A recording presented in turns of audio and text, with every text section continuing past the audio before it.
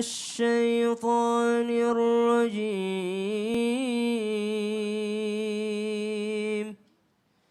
بسم الله الرحمن الرحيم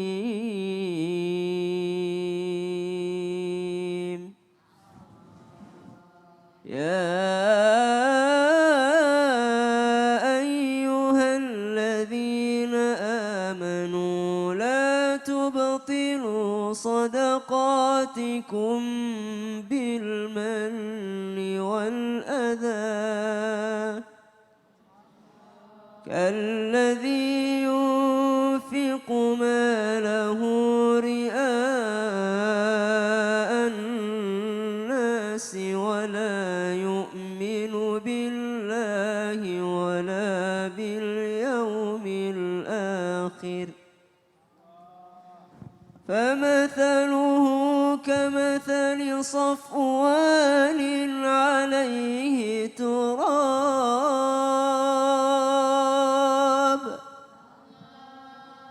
فأصابه وابل فتركه صلدا لا يقدرون على شيء مما كسبوا والله لا يهدي القوم الكافرين.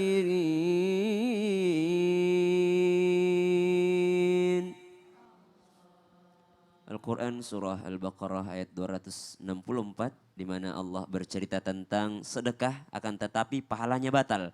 Bisa jadi di amalan-amalan lain mungkin saja memungkinkan pahalanya juga batal.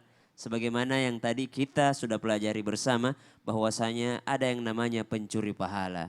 Maka Rasulullah SAW sudah mewanti-wanti dari awal bagaimana banyaknya orang yang berpuasa tidak mendapatkan apa-apa daripada min siyamihi kecuali daripada rasa lapar dan haus. Mereka yang dapatkan mereka dalam puasanya hanyalah rasa lapar dan haus. Sebagaimana orang-orang yang bersedekah dikatakan oleh Allah, la tubtilu shadaqatikum bil manni wal adha. Jangan pernah kau batalkan pahala sedekahmu dengan riya, jangan kau batalkan pahala sedekahmu dengan menyakiti hati orang lain. Maka dari itu berapa kali kita berpuasa, beribadah dalam bulan Ramadan ini, bukan hanya puasa kita, tapi sedekah kita nanti di bulan Ramadan ini. Berapa kali kita merasa pamer atau riya dalam ibadah kita dalam bulan puasa ini. Berapa kali kita menyakiti hati orang lain ketika kita beribadah dalam bulan Ramadan ini. Beribadah seperti apa menyakiti hati orang lain? Kita memberikan zakat akan tetapi kita merasa lebih baik daripada orang lain. Kita memberikan sedekah akan tetapi kita merasa sombong dibandingkan orang lain. Kita merasa lebih mampu daripada orang lain. Padahal di mata Allah semuanya sama. La tubtilu shadaqatikum bil manni wal adha kalladzi yunfiqu malahu ria'an nas. Bagaimana ketika pahala itu menghilang? Kata Allah dalam ayat ini, bagaikan ada pasir di atas batu yang licin, kemudian turun hujan yang amat derasnya. Kemana tadi debu itu? Kemana tadi pasir itu? Menghilang begitu saja. Sehingga ketika masuk bulan puasa nanti, ketika nanti kita selesai bulan puasa, lalu kita kembali kepada Allah Subhanahu wa taala, menghadap di hadapan Allah kita mengatakan, "Ya Allah, mana pahala puasaku?" Ternyata pahala puasa kita tidak ada. Kenapa? Karena semuanya sudah batal, sudah dicuri oleh waktu-waktu yang tidak bermanfaat. Bukankah seorang imam pernah mengatakan, seandainya dalam Al-Quran cukup satu surah saja yang mewakili, wal asr innal insana lafi khusr illa alladhina amanu wa amilus salihat wa tawasaw bil haqqi wa tawasaw bis sabr, maka satu surah yang pendek ini, yang singkat ini sudah cukup mewakili semuanya. Apa itu? Demi waktu semua manusia rugi. Kenapa rugi? Datang bulan Ramadan tapi dia menyia-nyiakan bulan Ramadan. Berpahala di bulan Ramadan tapi dia malah membatalkan pahalanya di bulan Ramadan karena tidak didukung oleh akhlak yang mulia. Sadaqallahul adzim. Masya Allah, jadi kita benar-benar harus ngejaga banget ya bulan Ramadan. Sayang banget karena bulan Ramadan ini datangnya cuma 1 bulan dalam 1 tahun. Betul, sahabat 6 bulan sebelum masuk bulan Ramadan sudah berdoa, ya Allah panjangkan umurku bertemu bulan Ramadan. 6 bulan sebelum dan 6 bulan setelah bulan Ramadan, dari habis Ramadan sampai 6 bulan setelahnya dia berdoa, ya Allah terima amalku di bulan Ramadan. Amin, Masya 6 Allah. bulan loh, minta diterima. Masya Allah. Jazakallah khair, makasih banyak Sama-sama, Ustaz Syam udah ngingetin kita semua nih Ustaz Syam nih ya. Mudah-mudahan bermanfaat buat semua. Alhamdulillah. Jamaah. Saya mau kasih kesempatan lagi nih sama Cynthia nih. Dari tadi jarang nanya, baru 1 kali. Kedua nanya apa nih Cynthia, boleh? Iya, aku penasaran banget. Katanya pencuri pahala puasa yang keempat ini itu sangat tidak bisa lepas dalam hidup kita. Oh. Jadi aku penasaran banget apa sih Aduh. pencuri pahala puasa yang keempat. Aduh, apaan nih? Bikin saya Apaan penasaran nih? juga jadinya. Ya udah deh, kalau gitu langsung aja kita minta penjelasannya dari guru kita nih Ustadz Maulana. Mohon izin waktunya, Iya. silakan Ustadz. Salamun hiya atta matlail fajar, kedamaian. Damai itu berada di antara dua sisi, antara cinta dan benci. Ketika kita berada di masjid haruslah damai. Damai itu tidak mengganggu dan tidak diganggu. Maka ketika ada orang berpuasa ternyata pahalanya hilang. Apa itu? Bergunjing, berbicara, membongkar aib orang, membicarakan hal yang sia-sia. Nah, atau sekarang ada namanya handphone. Nah, jadi bisa seperti itu. Kadang-kadang ada suatu ketika sahabat para duduk-duduk kata Nabi, jangan terlalu banyak. Ya, jangan sampai melalaikan dan bisa berikanlah haknya jalanan. Berikanlah haknya jalanan. Jadi sebenarnya duduk-duduk di pinggir jalan atau bergunyi atau berbicara dilihat dulu pada posisinya. Karena bisa jadi, mohon maaf kita langsung ambil saja ini, kita ambil perumpamaan handphone. Jadi handphone itu bisa apa Bu? Mencuri pahala puasa kita. Karena kenapa? Ternyata handphone itu bisa jadi modus. Bagaimana kita mencuri perhatian orang lewat handphone. Menghabiskan waktu, ya Allah ya Karim. Untungnya sekarang ada namanya yang diketik, apa itu Bu? SMS, ada sekarang yang WA dan sebagainya, itu enak. Jadi kapan kita bisa lihat. Apalagi sekarang terlalu banyak grup. Grupnya banyak. Banyak sekali grupnya. Apalagi nih yang bisa menyebabkan lalu disibukkan dengan kegiatan-kegiatan itu lebih banyak pegang handphone atau pegang Quran? Hah? Yang pertama dibuka kalau kita bangun tidur apa? Handphone. Yang terakhir disimpan ketika kita mau tidur? Yang senantiasa panik kalau lupa? Handphone. Anak bisa dititip sama orang, tapi handphone? Enggak. Itu coba lihat. Ingat ada namanya tanggung jawab. Ketika tanggung jawab itu hilang, disebabkan karena kenapa? Kelalaian kita. Aduh.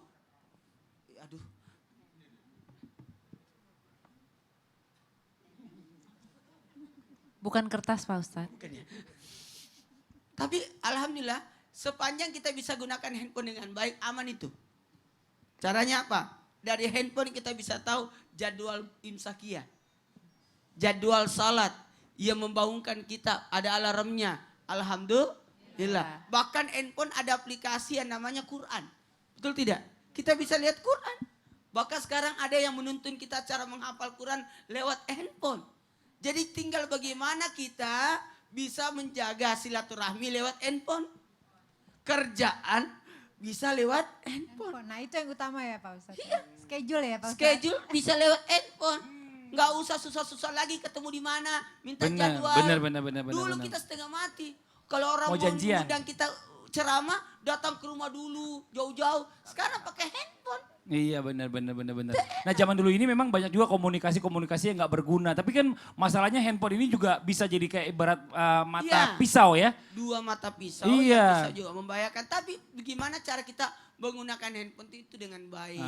Jadi kalau saatnya mau memakai alat komunikasi atau mungkin gadget, manfaatkan dengan hal yang positif yang baik. Jangan sampai ngelihat gambar yang nggak bagus ya. Nanti Terakhir, nauzubillah. saya minta tolong menelponlah pada saat betul-betul Butuh.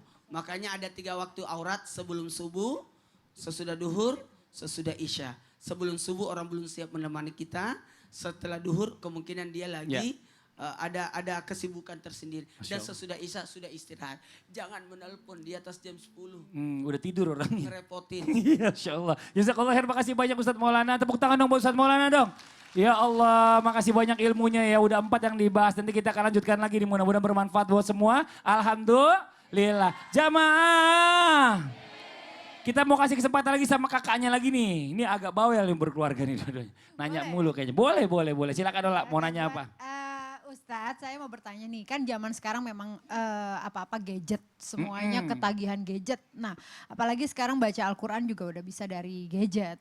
Nah, itu bagaimana cara kita menanggulangi untuk ketagihan gadget? Jadi apa-apa tuh nggak, ya mungkin nggak handphone, nggak gadget, nggak apapun itu. Nah, itu bagaimana? Bagaimana caranya menanggulangi ketagihan-ketagihan terutama pada gadgetnya? Ustadz Cecep dulu jawab, silakan. Baik, untuk mengurangi kita ketagihan dengan gadget, hati-hati ada satu penyakit kejiwaan namanya selfitis. Jadi orang kecanduan ingin selfie terus. Ya, ini ya kalau sewajarnya wajar, tapi setiap mau makan foto dulu. Wah, semuanya akhirnya makannya nggak jadi. Pertama adalah diatur ya. Kadang-kadang tampilannya coba rubah ke grayscale atau tidak berwarna. Karena secara psikologis tampilan berwarna itu bisa membuat ketagihan.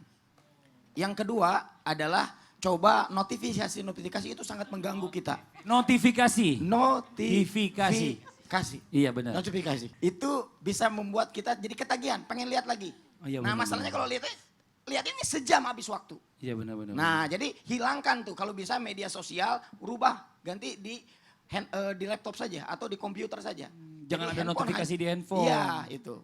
Apalagi ngabisin kan baterai kalau juga zaman tuh, La. sekarang kan ada Instagram kan. Benar. Jadi Sosial orang media. Sosial media gitu terus orang jadi ngeliat. Tapi itu Oh. juga jadi sumber penghasilan sih. Iya bisa jadi kan. Nah, misalnya kita tanpa sengaja Juga kan? ada notifikasi berita sesuatu atau tentang keburukan orang lain. Kadang-kadang kan berita-berita itu belum tentu semuanya itu Benar. kenyataan atau benar. Pasti ada yang tidak benarnya. Tidak sengaja terlihat pada saat misalnya kita apalagi di bulan Ramadan kita lagi berpuasa ini terus kita jadi tidak sengaja membaca. Keingintahuan kita itu apa dampaknya untuk kita?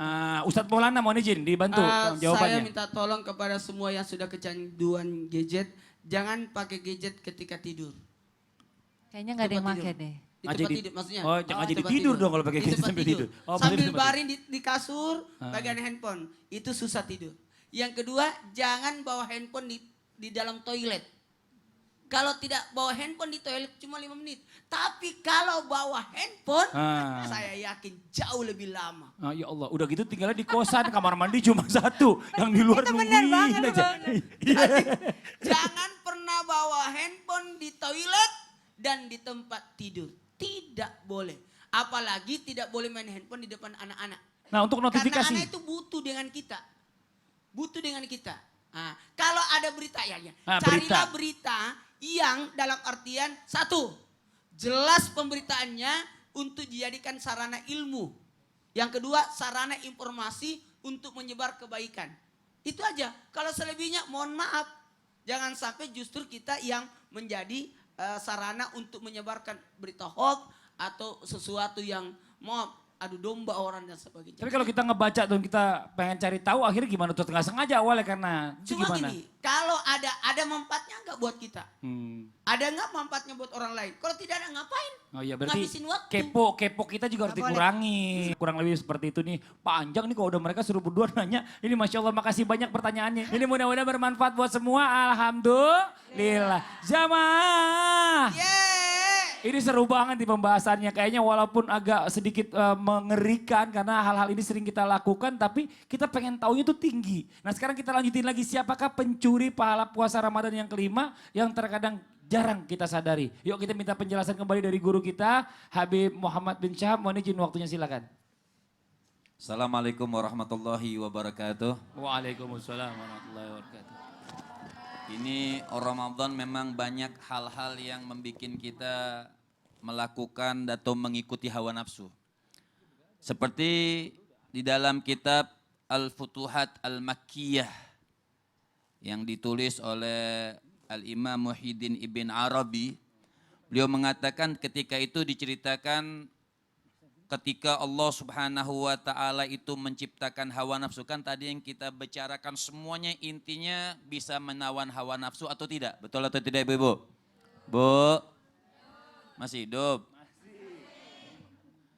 Jadi hawa nafsu ini ketika diciptakan hawa nafsu berkata, Allah berkata kepada hawa nafsu, man anta, siapa engkau?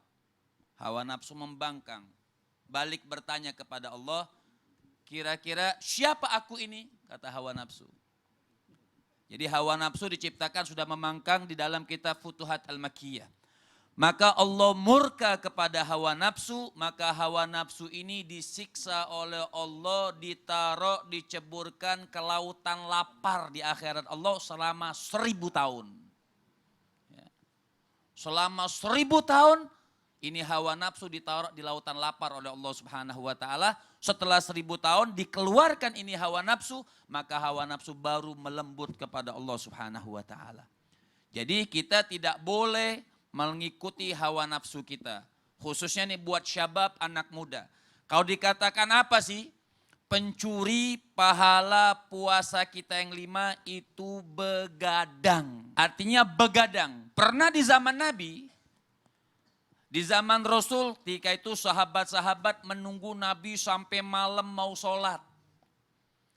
Ketika itu Nabi datang, sholat, habis sholat Nabi kasih ceramah. Kata Nabi, buat orang itu tidur bagus dan sholat bagus. Tapi apabila kalian tidak tidur menunggu sholat, maka pahala bagi kalian. Jadi begadang ada perlunya. Maka ulama membagi begadang itu ada 2. Ada hukumnya makruh, ada hukumnya haram. Pernah Sayyidina Abu Bakar pernah begadang sama Rasulullah. Lagi ngapain begadang sama Rasulullah? Membicarakan urusan orang muslimin dan muslimat, maslahat buat muslimin. Boleh jadi begadang apabila ada perlunya. Jadi yang pertama maka ulama mengatakan begadang hukumnya makruh. Kapan begadang hukumnya makruh? Begadang hukumnya makruh melakukan hal yang mubah. Seperti berbicara tapi tidak ada kemaksiatan di situ, boleh tapi makruh. Begadang yang hukumnya haram bagaimana? Dicampur dengan kemaksiatan. Makanya Allah Subhanahu wa taala mengatakan di dalam Al-Qur'an, wa ja'alna nauma subata wa ja'alna laila wa ja'alna nahara. Lihat. Aku jadikan tidur buat istirahat. Jadi hak mata itu punya hak. Kalau kita pakai begadang dengan sesuatu yang tidak ada haknya, maka haram hukumnya. Dan yang kedua, dijadikan Allah Subhanahu wa taala siang kita untuk cari ma'asya. Artinya buat cari kehidupan kita. Masya Allah. Ini nih pembahasan yang terakhir nih, pencuri yang kelima ini banyak banget terjadi di bulan Ramadan. Banyak. Terutama anak-anak muda atau mungkin yang masih berjiwa muda. Betul. Jadi hidupnya dibalik bib ya. Giliran siang mereka tidur. Kayak kalong. Betul. Nah sore siang menjelang asar baru bangun, masih dapat zuhur katanya. Langsung asar, maghrib. Begadang lagi terus sampai subuh. Habis subuh baru tidur lagi. Ini nih Masya Allah. Dan juga yang terjadi di kampung-kampung atau terkadang rombongan anak-anak yang suka membangunkan Ramadan. Terkadang suka kurang akhlaknya dengan gendang yang begitu keras sampai kadang-kadang anak bayi bangun ikut nangis. Dan kemudian kadang kalau mereka setelah itu puasa dan sholat ya kita bersangka baik ya. Tapi setelah itu bahkan dia tidak sholat, tidur. Nah, dan itu, tidak berpuasa maka hukumnya haram. Nauzubillah. Makasih banyak Bi penjelasannya, Masya Allah, Alhamdulillah ya, mudah-mudahan bermanfaat buat semua, Alhamdulillah. Nah tadi kan sudah 5 dijelaskan pencuri puasa ya Bu ya, ini Masya Allah yang kadang kita tidak sadari. Nah setelah ini nanti kita akan bahas lagi, akan ada tausiah dari Ustadz Cecep tentang bagaimana cara ampuh ya, mengubah 5 pencuri pahala puasa menjadi 5 penambah pahala puasa di bulan Ramadan ini. Dilanjutkan juga dengan guru kita Habib Muhammad tentang doa-doa mustajab untuk memohon keistiqomahan dalam puasa Ramadan sehingga tidak tergoda pada 5 pencuri pahala puasa. Setelah yang satu ini, siapkan catatannya, tetap di Islam itu Indah. Jamaah